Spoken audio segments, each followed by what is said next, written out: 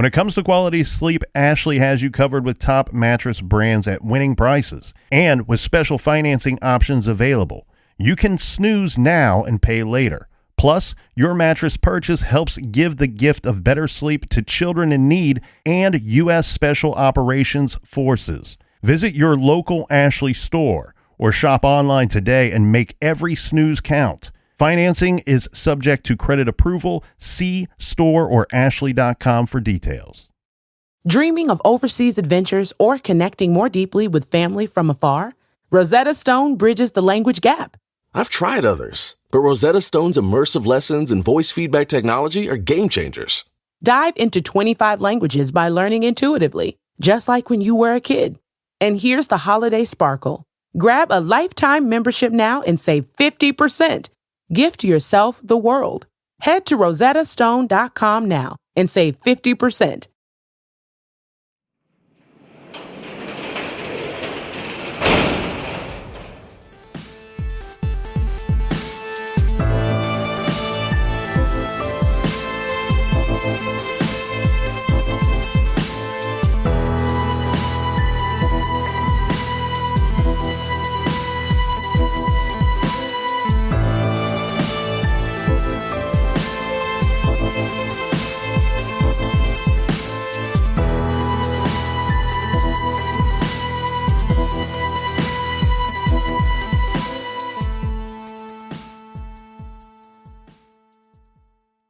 Welcome to True Crime Garage. Wherever you are, whatever you are doing, thanks for listening. I'm your host, Nick, and filling in for the captain is a man who is his own understudy. That's right. Here's the captain. It's finally good to be seen and good to see you. Thanks for listening. Thanks for telling a friend.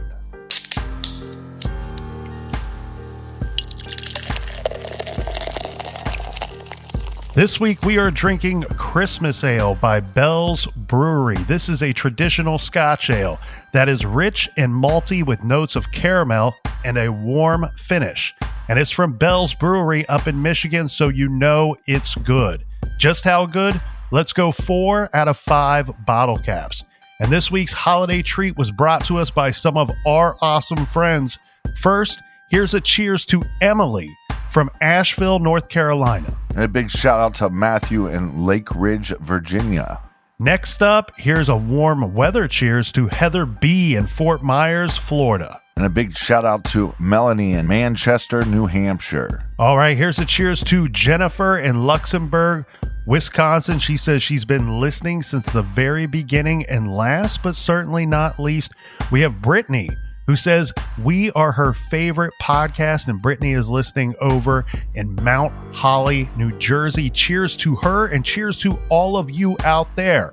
Everyone we just mentioned went to truecrimegarage.com and contributed to this week's beer fund, and for that, we thank you. Yeah, contribute to the beer fund so we can make a BWRUN beer run.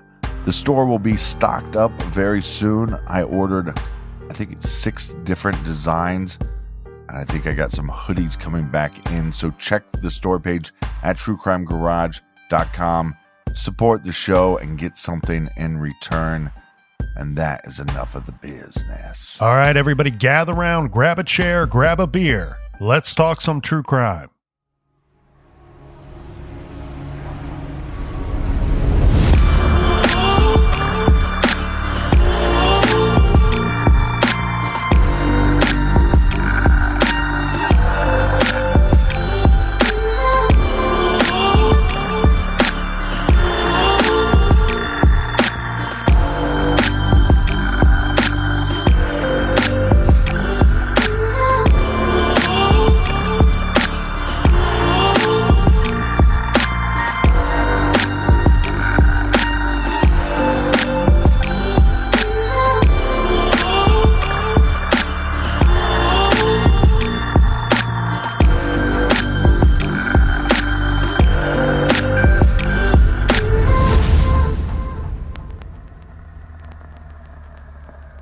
Think of someone you know. Someone who is kind, loyal, and a generous person. Someone that is genuinely loved by everyone that knows them. not just her friends and family, but also beloved by her coworkers. Someone who would drop what they were doing in order to help someone else in need. Maybe someone came up against an obstacle, or maybe someone was in trouble. The person I am talking about, and the person you should be thinking of in your life, is someone that would stop, and she would help that person having trouble.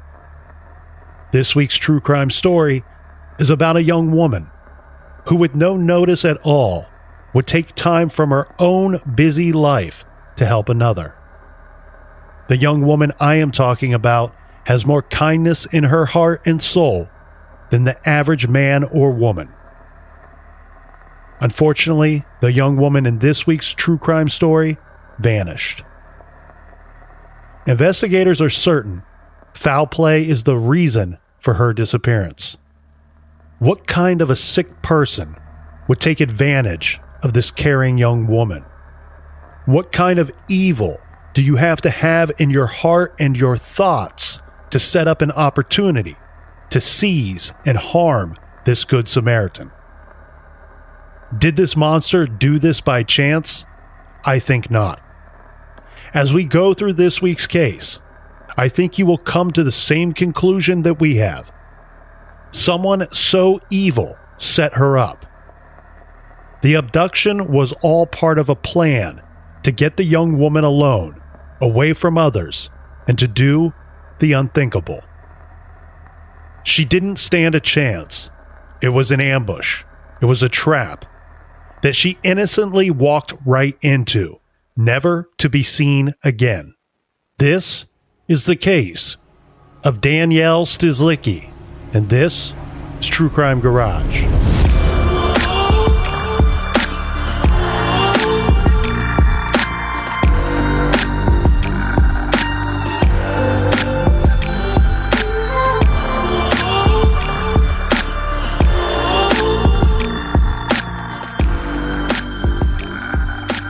Danielle Ann Stislicki looked younger than her years. She was a vibrant young woman who loved life, her family, and her friends.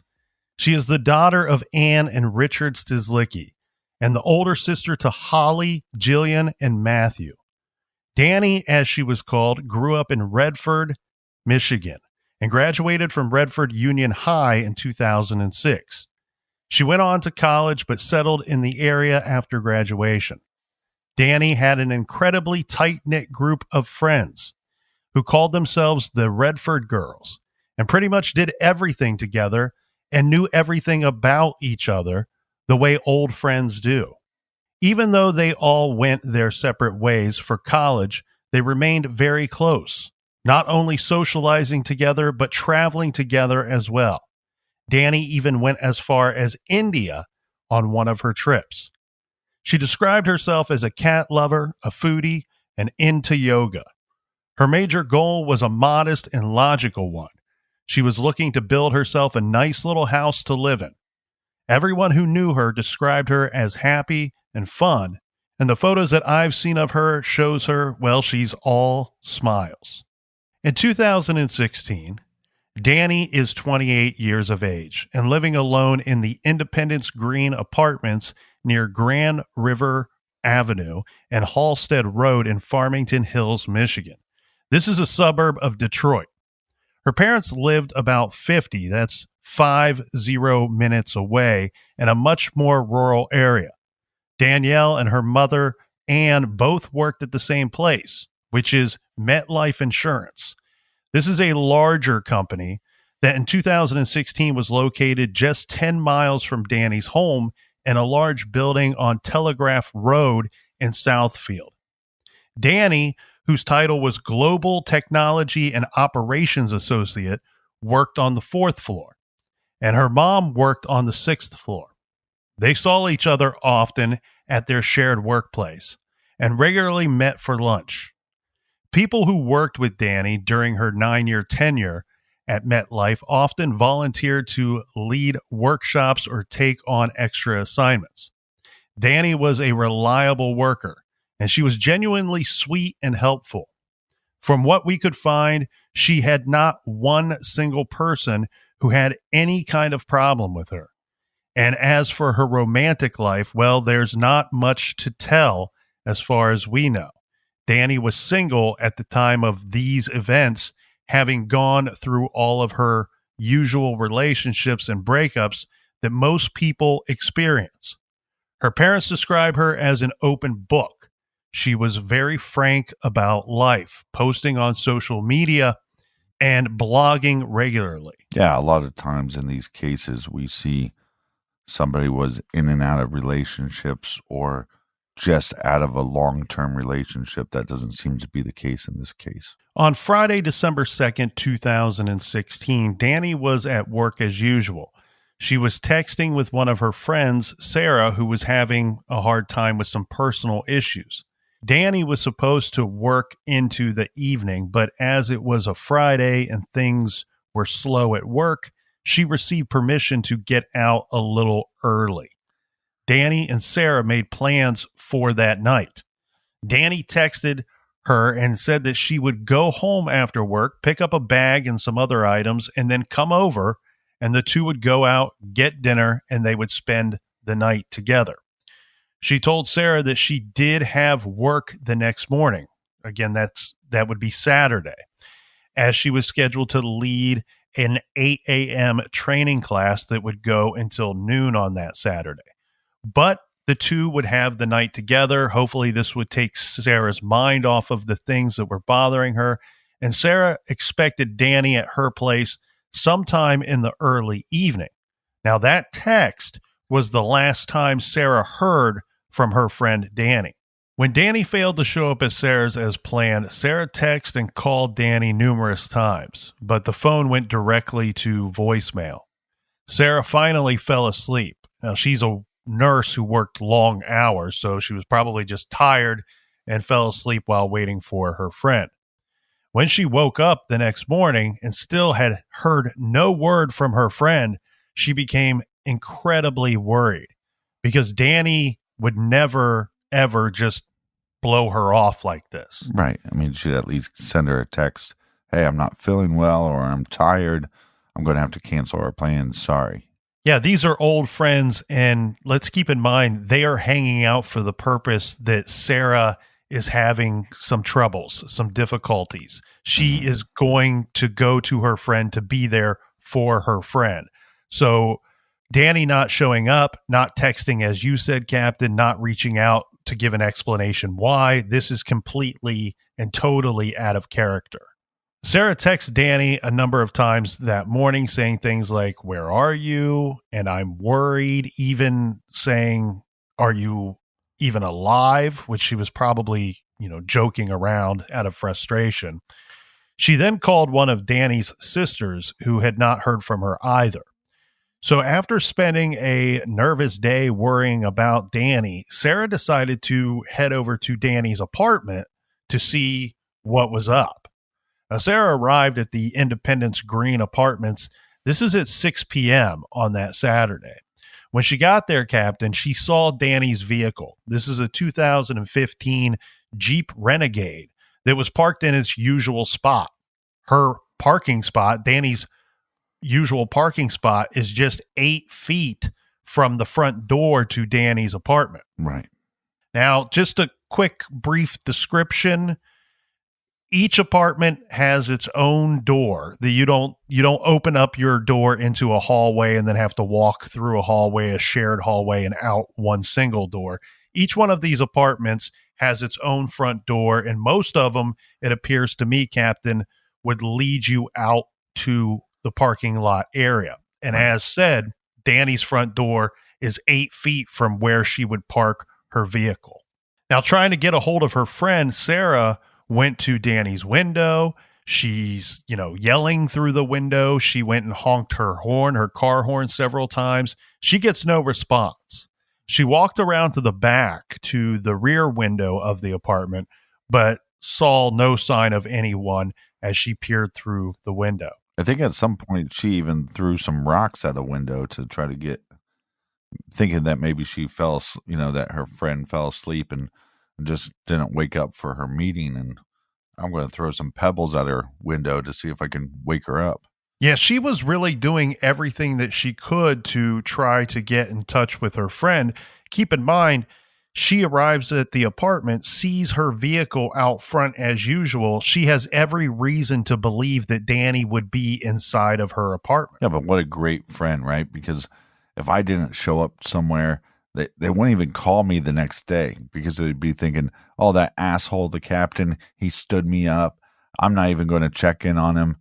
This friend goes above and beyond and says, I'm going to call her sister. Heck, you're not returning my calls. I'm going to go over there myself and knock on the door myself. Yeah, she did everything but bust down the front door looking for her friend. Now, when she can't get any answer from Danny, Sarah decides, hey, it's time that I need to alert Danny's family. Keep in mind, as we said earlier, Danny and her group of close friends, they've known each other since high school, some before high school. So Sarah knows Danny's family quite well, as she's a longtime friend of Danny's. Sarah spoke to Danny's sister and asked her to tell Danny's mother Ann that Danny was missing in action. And the Stislickis were very close to their daughter. They spent a lot of time with Danny. They knew her patterns and routines, and they recognized immediately that something was wrong. Keep in mind, we've already mentioned that her mother, Ann, and Danny, they work in the same building. Right. Danny does not respond to any of the family's text or calls either. They decide, hey, it's time to call the police.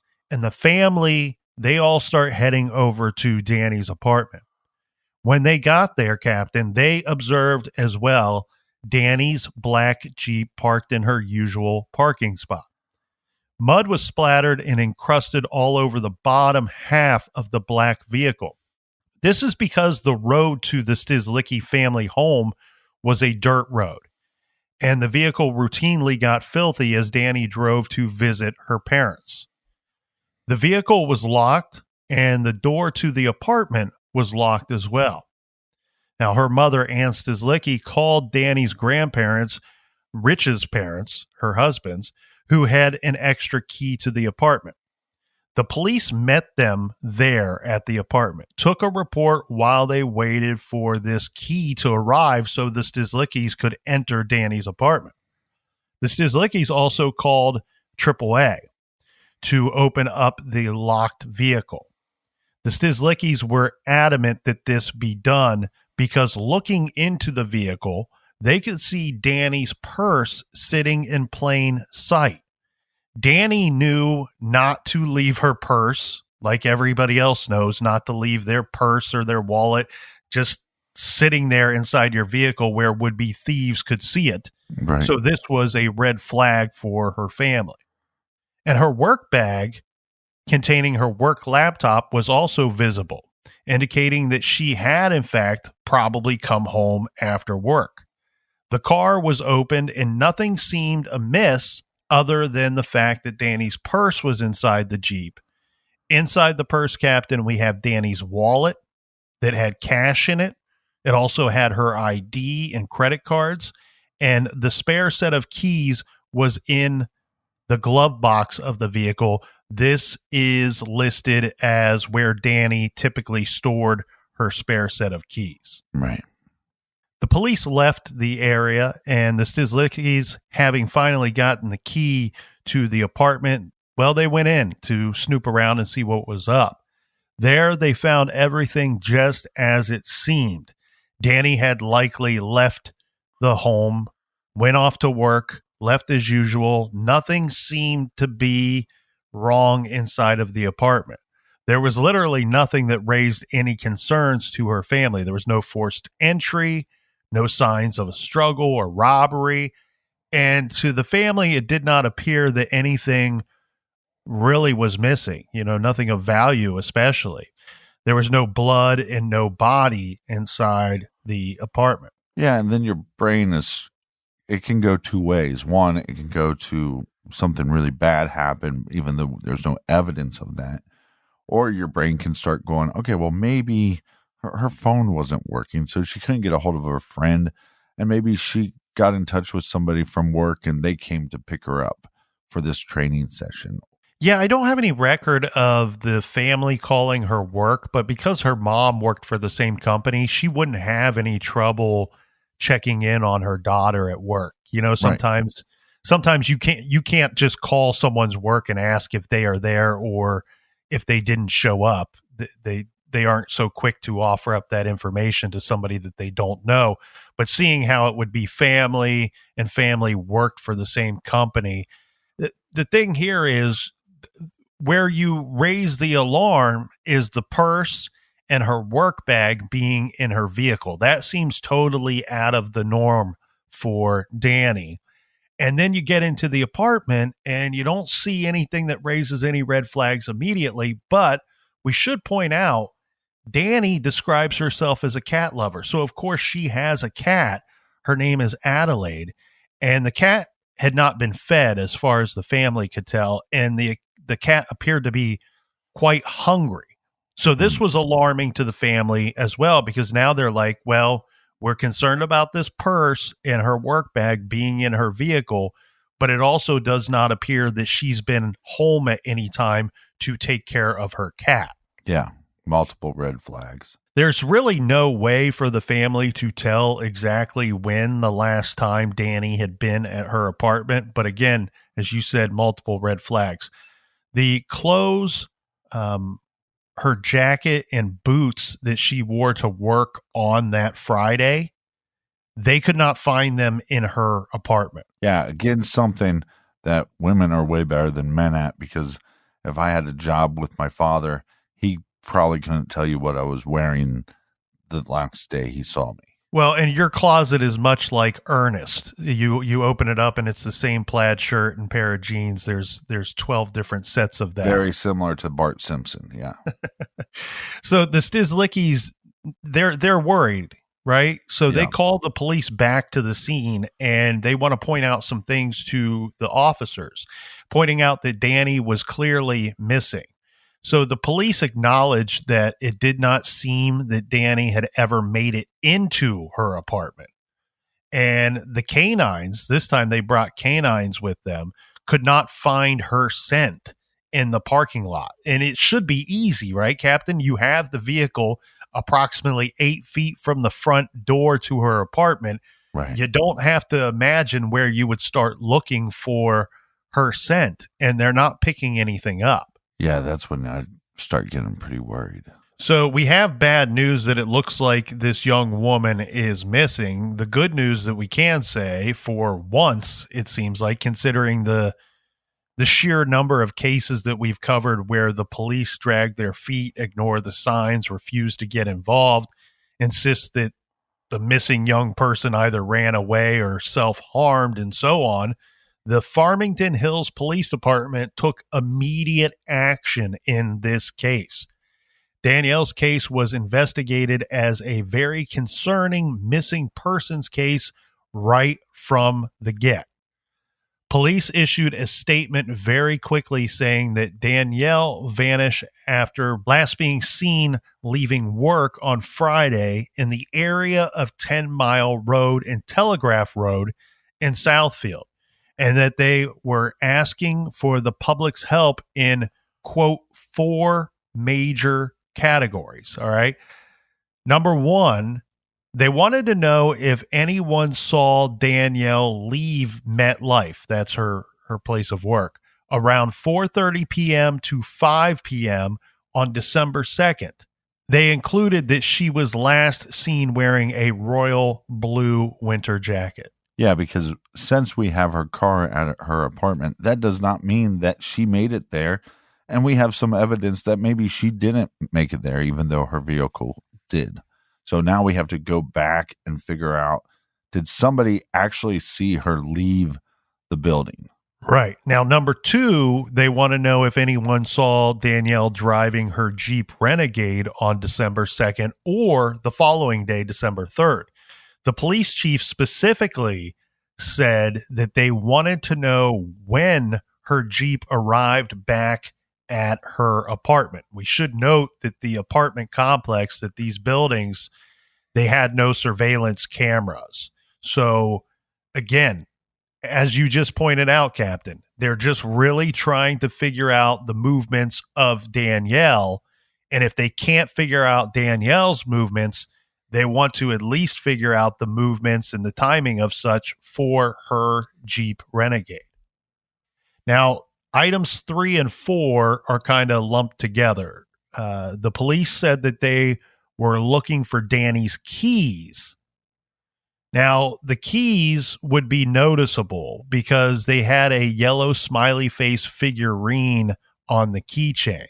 And they were also looking for her Samsung Galaxy phone, which was in a rose-colored case. So it appears that her keys and her phone and Danny are the only things that they believe to be missing.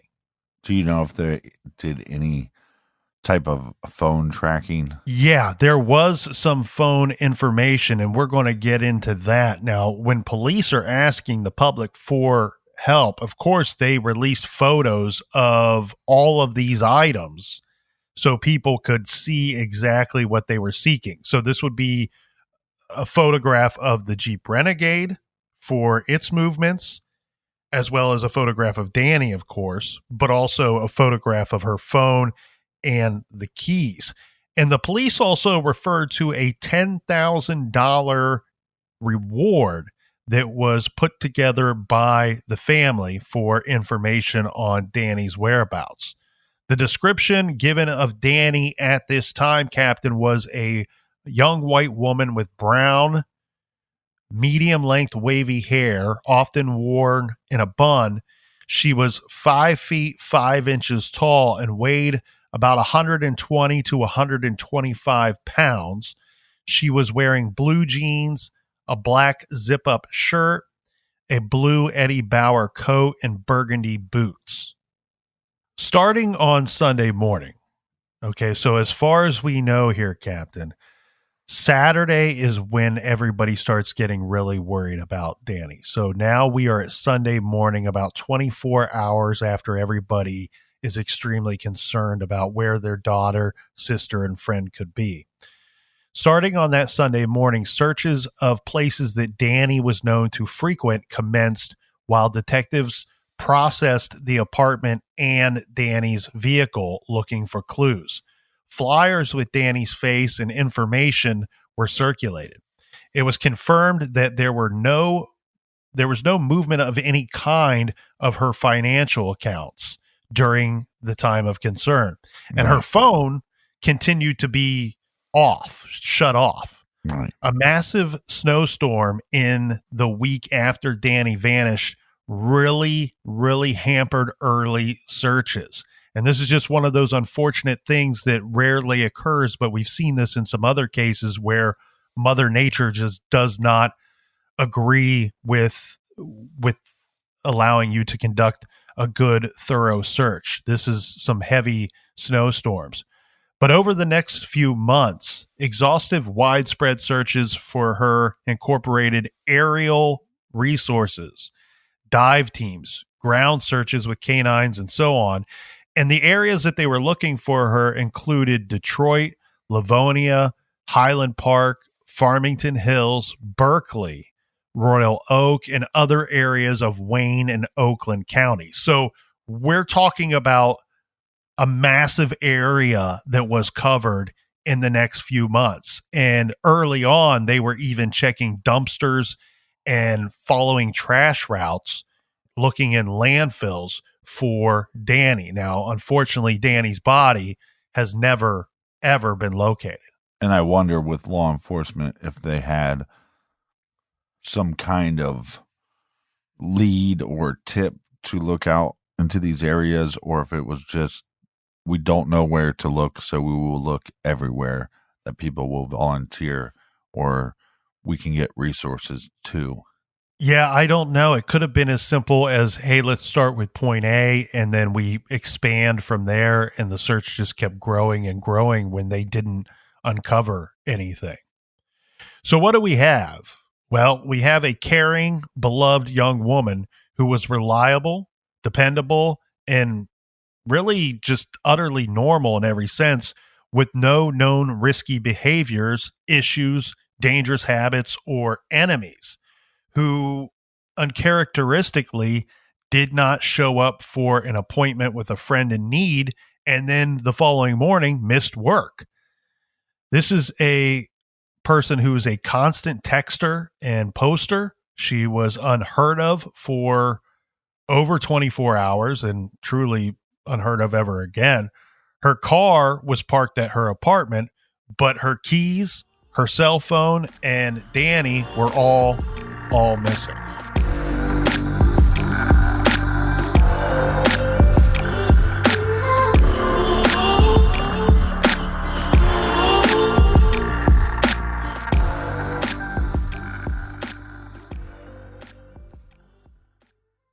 This show is sponsored by BetterHelp. Do you look forward to the holidays? Maybe you struggle with seasonal blues.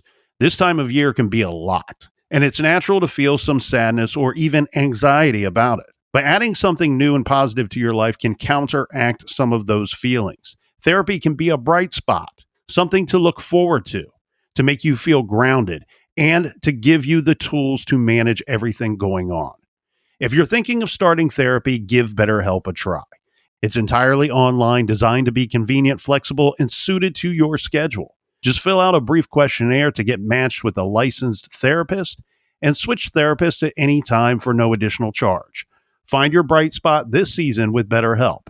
Visit BetterHelp.com/garage today to get 10% off your first month. That's BetterHelp, HELP.com/garage.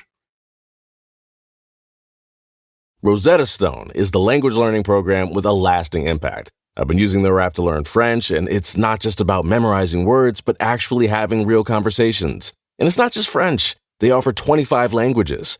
Right now, Rosetta Stone has an awesome holiday deal, 50% off their lifetime membership. Every language, unlimited access forever.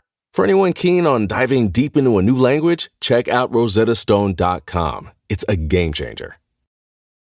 The Angie's List you know and trust is now Angie, and we're so much more than just a list. We still connect you with top local pros and show you ratings and reviews, but now we also let you compare upfront prices on hundreds of projects and book a service instantly.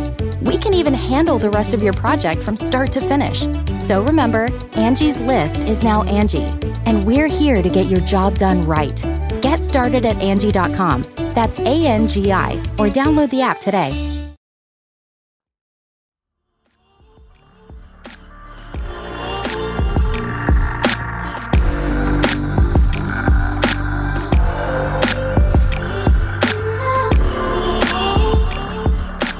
All right, we're back. Cheers. Cheers to you, Captain. Long distance cheers to you, my friend. Yeah. All right.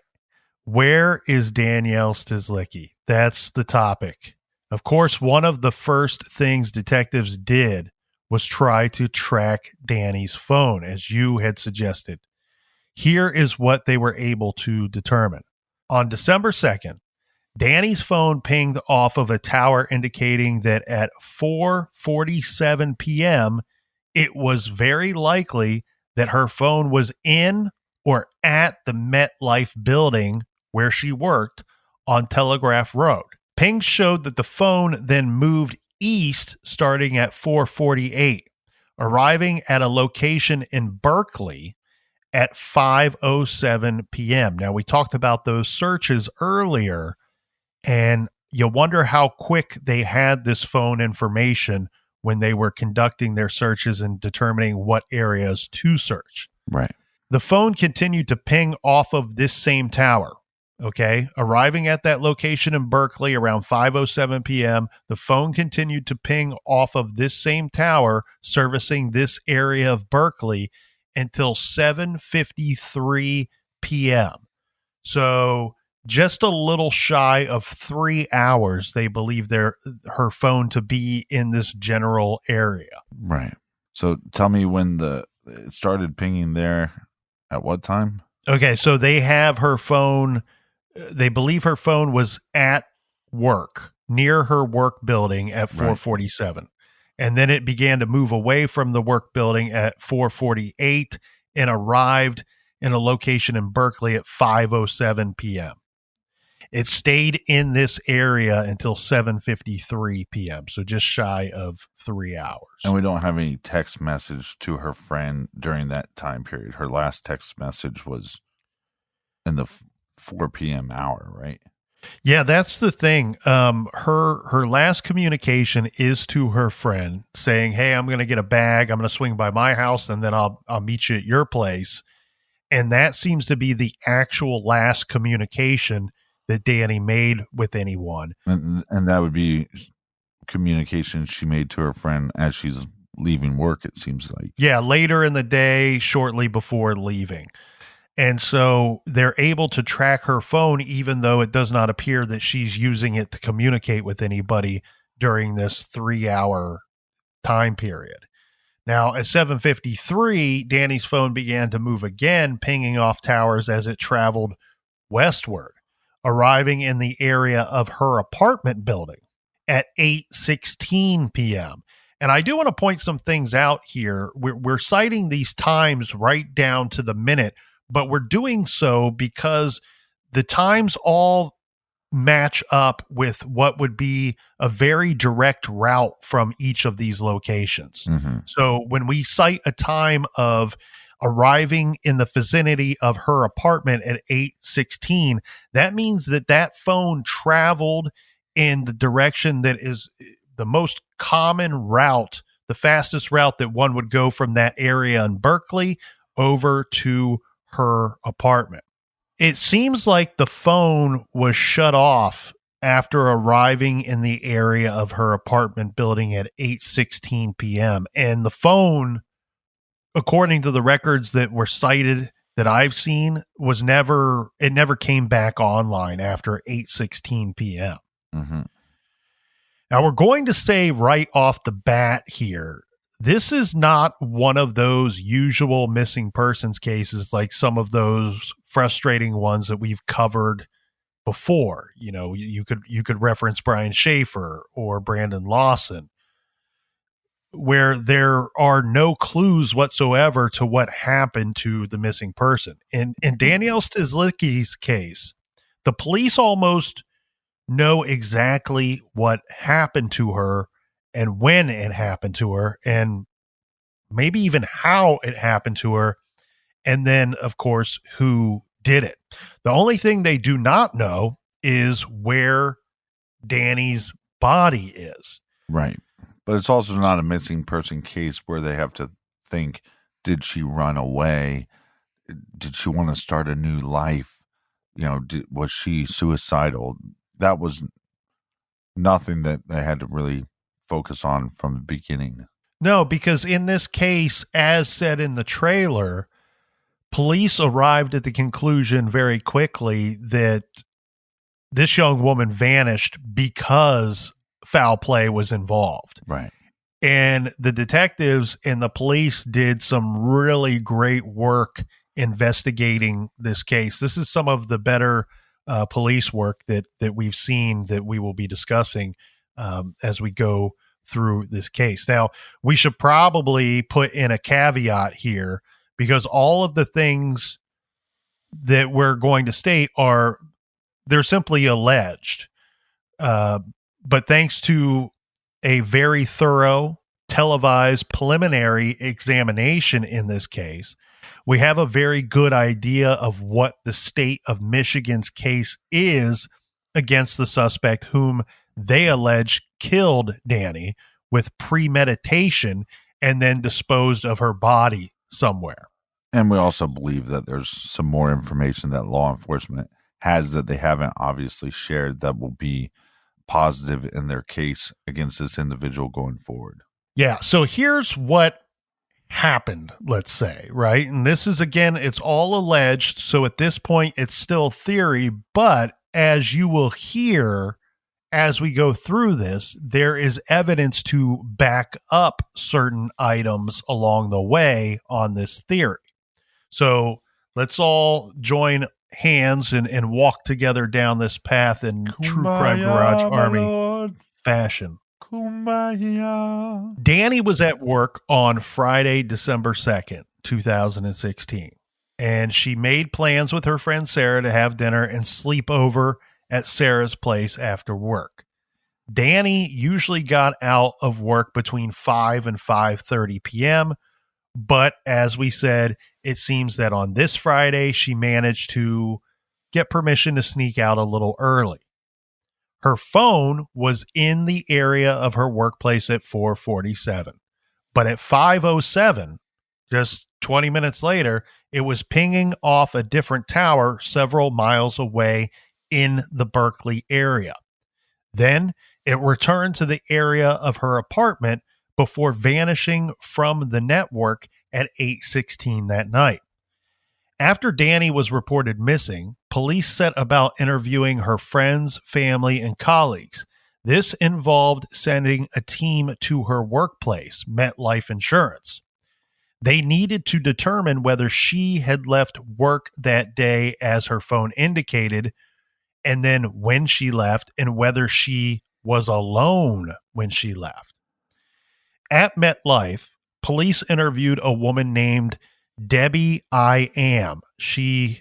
I'm guessing, Captain, she's related to the much more famous Sam I. Am. Mm-hmm. Danielle Stislicki but was... hold on, neither one of them like green eggs and ham. Right. Mm-hmm. Danielle Stislicki was Debbie's trainer, and according to Debbie, was a bit of a mentor. Now, Debbie told police that she and Danny left the MetLife building at the same time on that Friday afternoon. Okay. So they're walking out of the building, and this is a big, beautiful building. Looks very traditional in the office sense, and it spills out into this very large parking lot. So the two of them leave out the building at the same time, and they parted ways out the front door, but they both, they're both walking toward their vehicles that are parked in the front lot of this building. So even though they've parted ways, they can still see one another. But once Debbie was at her vehicle, she looked over and observed that Danny did not walk to her Jeep. Danny, for whatever reason, walked over to a vehicle that was sitting in the lot, and this vehicle had its hood up. So Debbie could see her friend Danny talking to a man who appeared to be the owner of the vehicle that had the hood up. Right. Debbie identified the car as a dark gray late model Buick. Debbie watched as Danny chatted with the man, who Debbie described as a black man about 5'8" tall, dressed in a suit. The two appeared to know one another, according to Debbie, and in fact, Debbie recognized him from around the building. So this is also not a parking lot that just random people would park in. So you have a car with its hood up. You don't think that the person was there in that parking lot to go to Walmart or to go somewhere else. If you're in that parking lot, you're pretty much going to that insurance agency. Well, and here's the difficult thing here as well, Captain, with this eyewitness statement. And God bless Debbie for her wonderful information. This is a pretty thorough eyewitness account. She is saying to police that I recognize the man that Danny was talking to from around the MetLife building. Right. What we cannot discern 100% from this is if she recognized him by name. Okay. So what I think we have here, and I think this is very important to key in on, from all of the reports I saw, it does not sound to me like Debbie knew the name of this man, other than saying, I believe I've seen him in the MetLife building or recognize him from work. I just don't know his name. Again, this is a large office building. There's a lot of people that work there. Yeah, I believe you said that the mother worked on the 6th floor, but I don't remember how many floors total they had in this building. But from seeing pictures and seeing video, this is a complex. Right. And because Debbie said that, one, she recognized the man, and two, the man and Danny appeared to know one another. She's just gauging this from observing their conversation. she decided it's okay to leave and head out. You know, she had places she needed to go. Right. So everything seemed to be fine. And she said, all right, well, I took off. That was the last time that Debbie ever saw Danielle Stislicki. Police spoke with a MetLife employee. This is another employee. His name was Brandon Williams. He was a co-worker of Danny's and said that the two were friendly. They knew each other somewhat, although they did not socialize outside of work. He said that he left a few minutes after Danny did on that Friday. She said goodbye to him on her way out. Now, Brandon's car was parked in the back lot behind the building. So Danny's Jeep is parked in the front lot. And remember, she's last seen by her friend Debbie talking to a man in the front lot. Right. Brandon is parked in the back lot behind the building. So he leaves. And by the time he got to his car and drove around to the road outside the front of the building, this would be several minutes would have elapsed by this point. But he says that he pulled up to a stop sign or stop light at the intersection. I'm not sure if it's a stop sign or stop light, but he pulls up to that intersection. Now, Brandon was in the left lane, and next to his car was Danny's vehicle, was also stopped at the same intersection, but she's in the right lane. You know how you have two lanes, and sometimes one makes you go one direction and the other lane will force you to go a different direction. The cars are right next to one another heading out of the parking lot. The right lane headed north onto Telegraph Road and the left lane headed south. Brandon said Danny was driving the vehicle and a man that he recognized from the MetLife work building was in the passenger seat. Brandon, the eyewitness, says that this was sometime around 5 p.m. on that Friday. Brandon is the last person who is known to have seen Danny. Okay, so police have two witnesses who saw Danny in the company of a black man they both recognized as someone they saw around their work building. Who was it? So detectives said later that they became aware of this man on December 6th. By this time, Danny was missing for 4 days. This likely means that by the 6th, they had received the two witness statements naming the man seen with Danny in the parking lot.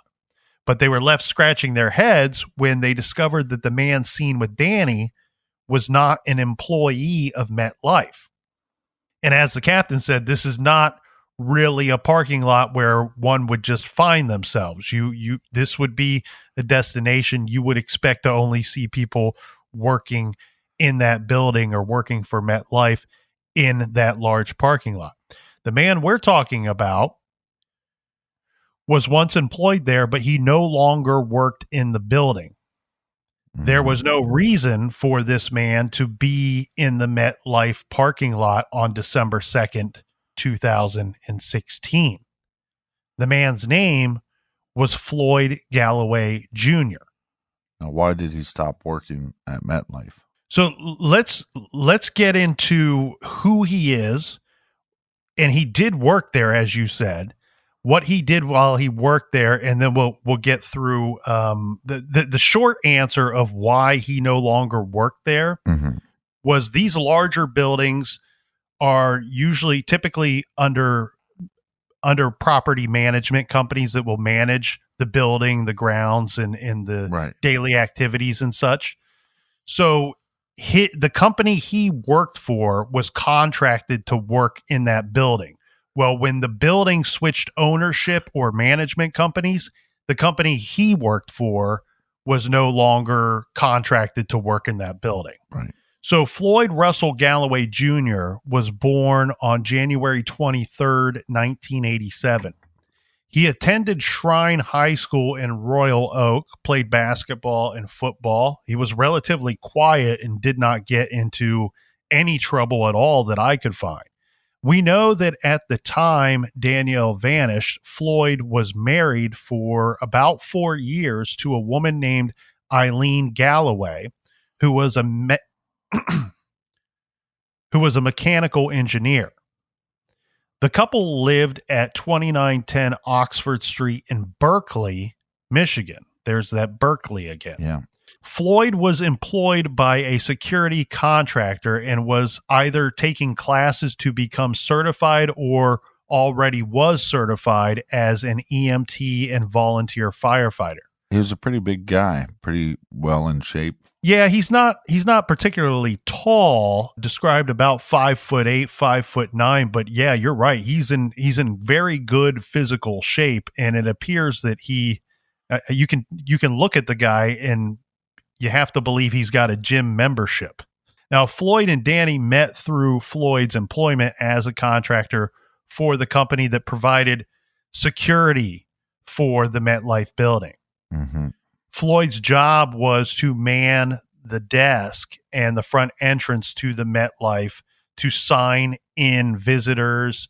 You know, you check IDs, monitor the parking lot, and there's a lot of other duties that go into that as well. But that's a general description of his job. Various people told police that Floyd was interested in Danielle. It seems that Danny was one of those nice young women who is friendly to everyone. You know, that's right. Just her nature. And if he, you know, we have people saying that he's interested in her. If he made advances or flirted with her, she very likely was too polite to shut down unwanted intentions.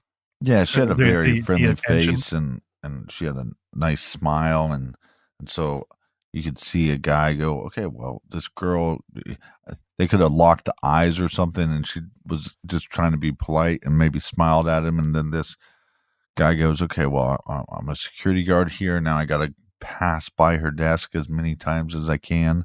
Because a lot of those large buildings that you work in, you never talk to the security guards directly unless there's an issue. Well, I always liked working in those large buildings because they feel like their own small little version of a city. You know, Right. They usually have some place to eat in there, and you have people that work in all different areas, but you're all forced to be in this building together at about the same time. So you exchange pleasantries and niceties with people throughout your day. That's part of the corporate game. Right. Now, as all of our listeners will recall, Ann Stislicki, Danny's mom, worked in the same building. She said that she found Floyd, she knew who Floyd was, to always be professional and friendly, saying, quote, Floyd was very friendly and approachable to many, many people in that building, end quote. This is what she told the Detroit News. As part of his job, Floyd's job, he would watch employees, particularly female employees, as they walked to their vehicles at night to make sure that they made it to their vehicles safely. The only thing Ann, Danny's mom, thought that was odd about Floyd was that he's supposed to be manning the desk. But she said he was always kind of wandering around, particularly when she and Danny were having lunch in the 4th floor cafeteria. Right.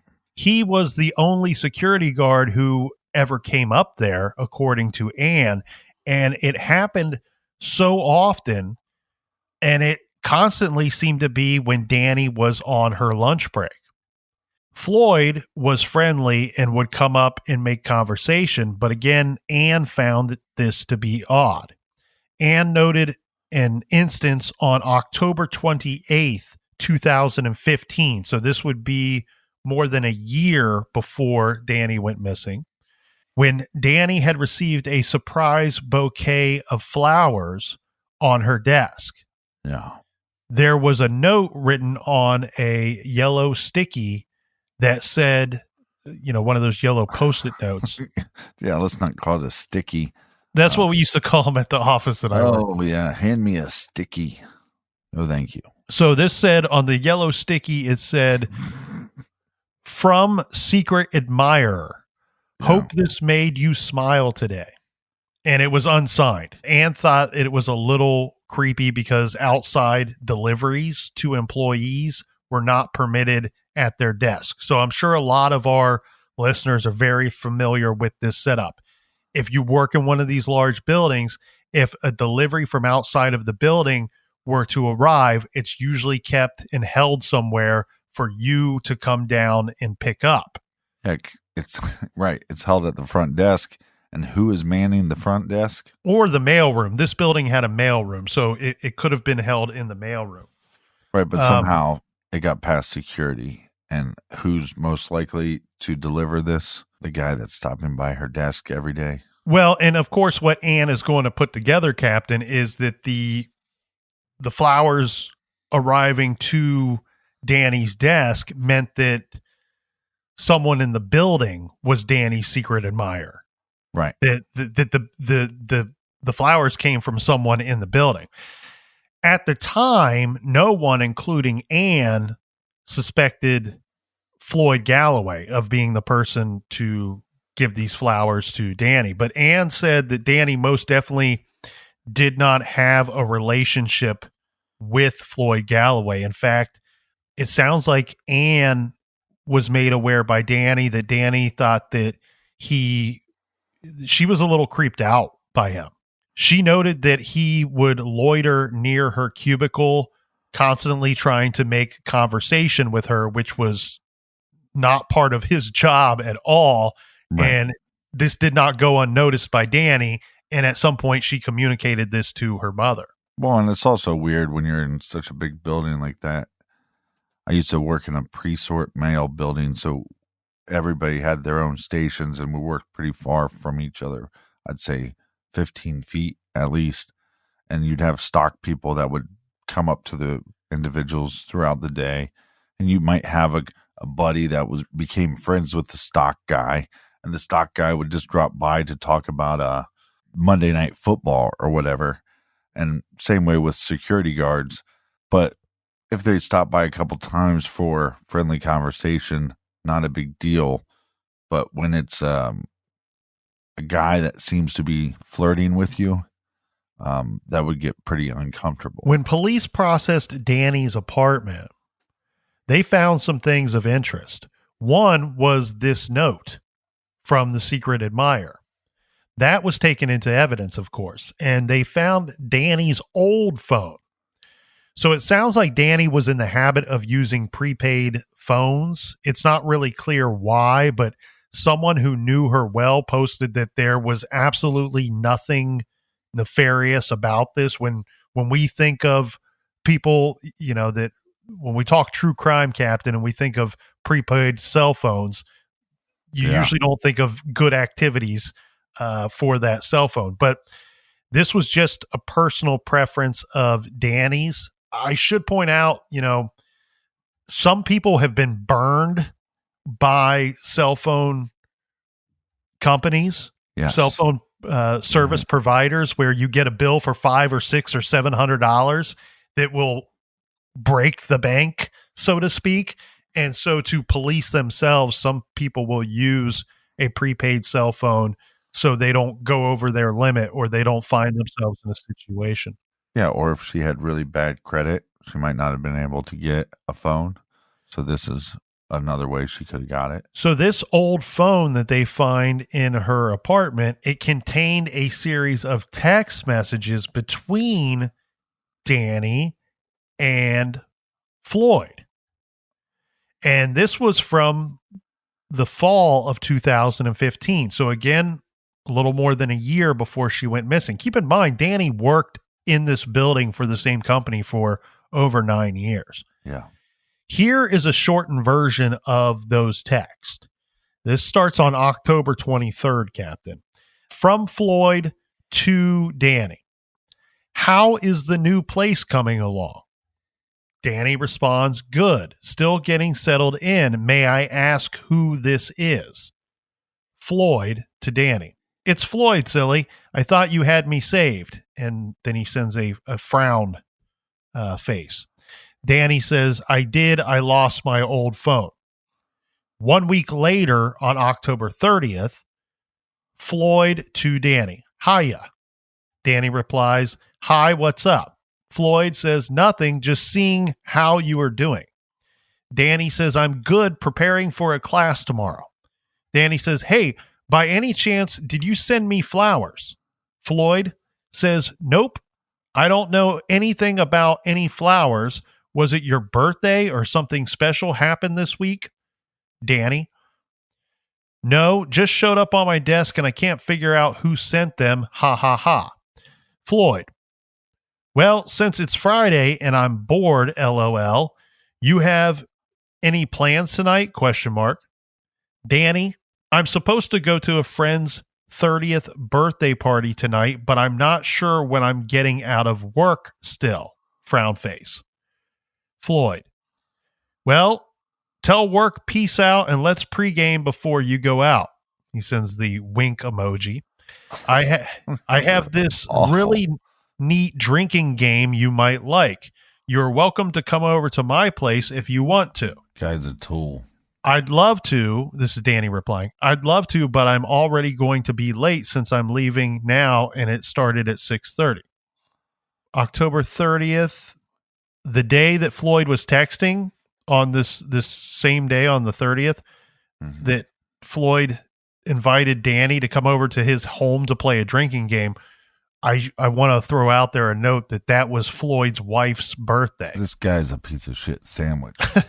So Floyd tried once more to text Danny, according to the old phone, asking her on November 21st what she was up to that evening.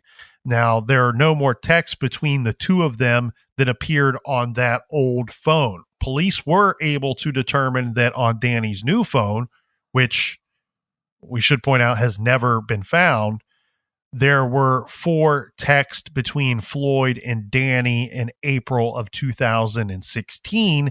However, their content is unknown. Police may know what those messages were.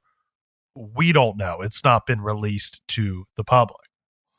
But somehow they exchanged numbers, or at some point they exchanged numbers. Yes, and we don't know exactly how that came about. Did Floyd give her his number? You could imagine any number of ways that he could have gave her his number. Again, it does not appear that if in fact Floyd was interested in Danny, which it appears to be that way, it does not appear that Danny shared the same interest. So clearly we have Floyd who's interested in Danny. There's nothing that, look, this would be nothing that every single young woman has not had to deal with at the workplace or school or somewhere else. You know, someone who exhibits interest in her, then she does not reciprocate, and she's too polite to firmly just shut it down. Well, right, and but it becomes a lot harder for her because of his position. One, if it was her boss, it would probably be even harder. But he's security guard. He's almost somebody that, like, he's obviously, based on what her mother is saying, is not staying in his area, so he can swing by and talk to her whenever he wants. Yeah, and to top that off, I mean, this is going to be somebody that you're going to see every day. So being outwardly rude to somebody usually isn't not a great idea for somebody that you're going to have to be around day after day after day. So a lot of our lady listeners out there know exactly what we're talking about here, Captain. And 99% of the time, the guy is harmless, you know, who's flirting or whatever. But the other 1% of the time, these seemingly harmless crushes, well, anybody that's got the ID channel will tell you they can turn into obsessions. Look, it happens to men too, but the threat level isn't there. You know, you might work in an environment where some girl comes by your desk a couple times a week to say hello and try to get her flirt game on, but you don't feel threatened in any way. But I couldn't imagine what women have to go through on a daily basis at work, and at gyms and everywhere else. Now, one thing about Floyd that caused some serious concern to investigators was in December of 2016. Remember, Floyd did not work at the MetLife building any longer. In fact, he had not worked there since October, when the building had been sold and the new management company hired a different security company. So they're asking themselves, we got two people that say Floyd was the man at the vehicle, in the suit, in the parking lot in December of 2016. What on earth was Floyd Galloway doing at MetLife as Danny happened to be walking out of work on that Friday? On December 6th, after having received Floyd's name from the witnesses at MetLife, police went to his home address. Again, this is 2910 Oxford Street in Berkeley. No one was home, so they went to his work. He was contracted out by his employer, the security company, to provide security at American Axle in Rochester Hills on weekdays from 3 p.m. to 11 p.m. Police went there and found Floyd there with his dark gray Buick parked in the lot. Now, remind you, that's the same description that was given by our one witness, Debbie, who saw a man with the hood up at the MetLife parking lot. The car had a temporary plate. I don't fully understand this portion of it, Captain, but I'm going to go through it anyway. The temporary plate, police discovered that his wife had recently taken possession of this vehicle at a dealership on November 28th. The day she entered the okay, so I now fully understand. It's just the wording is weird. This vehicle did not belong to Floyd per se. It was in his wife's name. The vehicle was used, but it was new to the both of them, and that's why it had the temporary plate, because she had recently purchased it from a dealer in late November. Mm-hmm. Now, his wife went into the hospital around the same time. Now, Floyd told police that he did, in fact, know Danny, but he hadn't seen her in months, which would line up with him not having worked at MetLife for months. Yeah, but it doesn't line up with the two eyewitnesses. Correct. He said that a friend told him about her disappearance. Detectives noted that he would not look at them during questioning, during this time where they talked to him at his work. He would only glance at the flyer with Danny's photo, and the detectives say that Floyd's hands were shaking while he was talking to them. When asked about his wife, Floyd told them that his wife, Eileen, had cancer, and she was in the hospital for an extended stay receiving treatment at a cancer center in Detroit. And he called into his work on December 1st, calling out sick, calling in and saying, hey, I'm sick and I'm not coming in the next day, which would be December 2nd. Of course, this is the same day that Danny Stislicki vanished. So he's unaccounted for as far as his work is concerned. As you pointed out, we have the eyewitness accounts of him being seen at the MetLife building where he did not work around 5 p.m. on the day that Danny went missing. Well, it's a big red flag. I mean, if it's just like when they have a cell phone ping into somebody's house, and then the girl goes missing, but they have a cell phone ping into a guy's house, and then they stop by the guy's house and they go, do you know Debbie? And he goes, no. Has she ever been to your house? Nope. That's the big red flag. And here's this guy going, I haven't seen her in months, but we got two eyewitnesses that put you in that parking lot. You're not looking at us in the eyes. You're shaking. These are big red flags. Well, and I like that you point out into someone's house that we have a cell phone that we can pinpoint to the point of knowing that it was in someone's house. That is not the case here in Danny's case because of the time frame that we're talking about. But we've covered some cases, and in certain areas, this is a warning for any would-be attackers out there, how good and how far advanced technology is getting against these offenders and these horrible people. There are certain areas that today have technology that can triangulate and pinpoint a cell phone signal to the point of if someone has a slightly larger than normal lot property size, where they can go, not only was this cell phone on the property from this time to this time, we believe it was inside the home from this time to this time, which is fascinating stuff as far as how we are detecting offenders and preventing crime and finding victims as well. Well, and technology is going to keep getting better, so we're going to get more detailed reports in the future. So after this conversation with police, Floyd immediately lawyered up, and afterward he refused to talk about Danny at all. All this was enough for police to obtain a search warrant for Floyd's home, which was executed the next day on December 7th. The search warrant was secret and not reported by the media at all. A second search was conducted on the same premises, but this would be on December 22nd.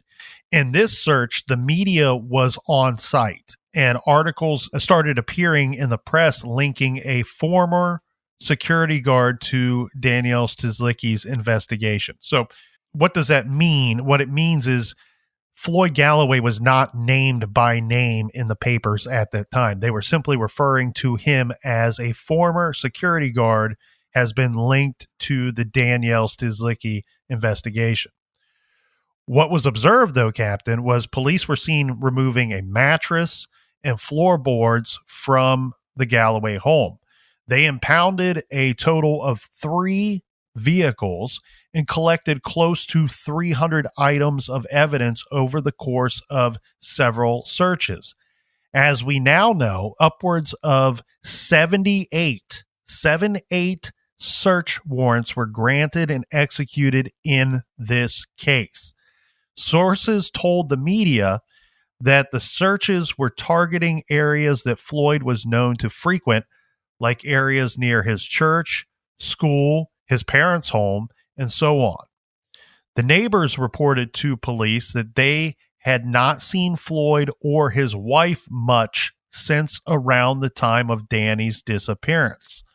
This is because as soon as the unannounced searches of their home started, Floyd and Eileen, remember, she was in the hospital but got out of the hospital on December 9th. They moved to her parents' home in Royal Oak. Now, one wonders what Floyd told his family was the reason behind all of this interest, the police interest in him. Eventually, both his home and Floyd's parents' home were searched as well. But both families continued to support Floyd during this time. Meanwhile, searches for Danny continued.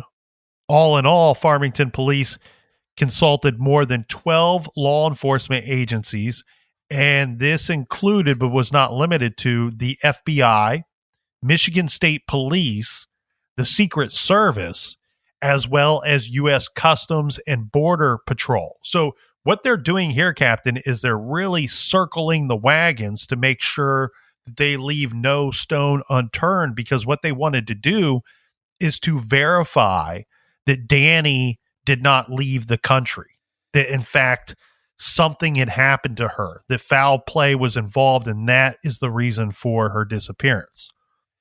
Authorities assured everyone that they were utilizing special resources offered by these larger, more well-funded and resource-rich, larger policing agencies. In a December 7th press conference, the Farmington Hills police stated that they did not believe that Danny left of her own accord. Her parents pleaded for information. They showed photos of Danny, what she was wearing that day, her missing keys and phone and her Jeep in hopes that someone might have seen something. The Independence Green apartment complex and MetLife Company each put up a $50,000 reward for information. And by mid-December, the reward was supplemented by the family and others to exceed $125,000. But the news unearthed by the investigation behind the scenes was not good. On December 19th, 2016, the Farmington Hills Police Department announced that based on evidence gathered, they believed Danny was the victim of foul play. The original classification of the case as a missing person was now a criminal investigation. Her family publicly stated that they believed that Danny was abducted. They were right, and things were only going to get worse.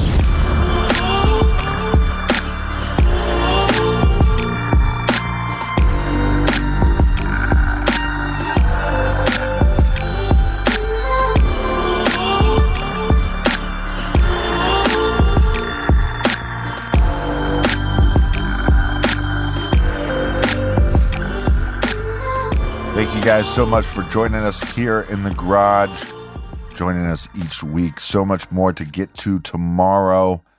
For all of our old episodes, check us out on Stitcher Premium, and also check out our bonus show on Stitcher Premium, Off the Record. And until tomorrow, be good, be kind, and don't litter.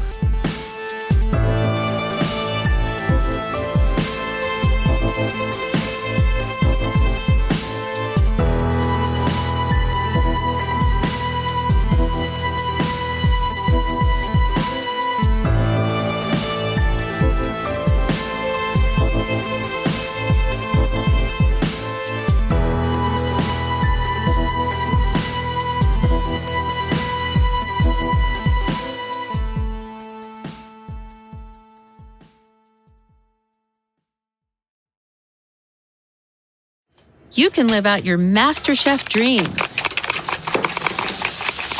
when you find a professional on Angie to tackle your dream kitchen remodel. Connect with skilled professionals to get all your home projects done well. Inside to outside, repairs to renovations. Get started on the Angie app or visit Angie.com today. You can do this when you Angie that.